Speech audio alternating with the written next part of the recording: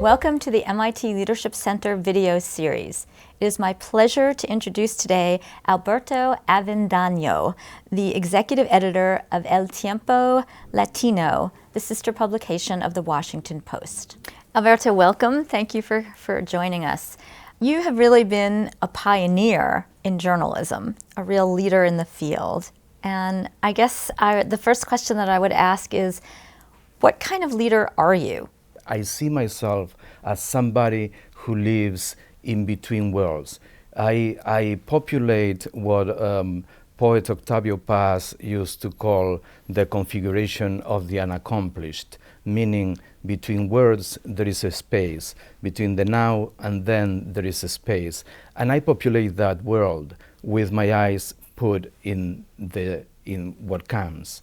So somehow, all my life, and it has been a very complicated multi-platform life with literature, with lecturing on poetry, with managing a theater group, with handling a daily TV show, which means that I learn how to die and come back to life every day from Monday through Friday. So that life has prepared me to the kind of leader that I am.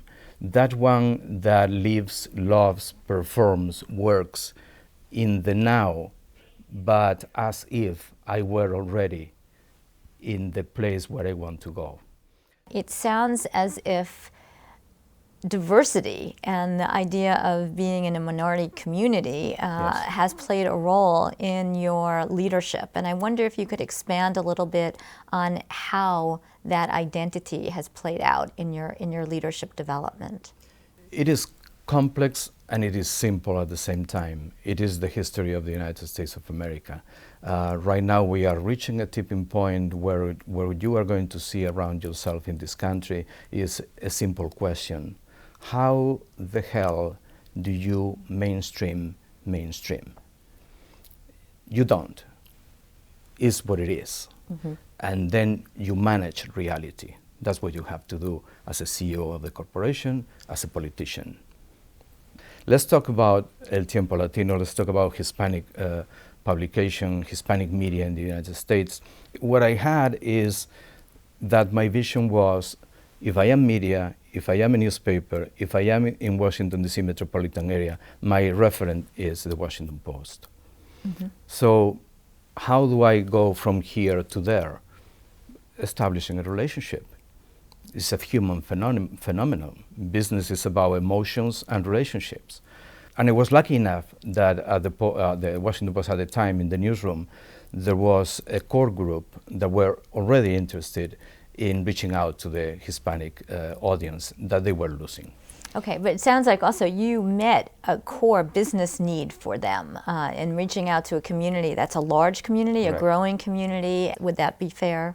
Yes. Mm-hmm. Definitely, we fulfill the business need. I remember talking with a great gentleman that I consider my mentor in the whole process. He will say sometimes, well, we have gone to certain neighborhoods, certain zip codes in the metropolitan area of Washington, D.C.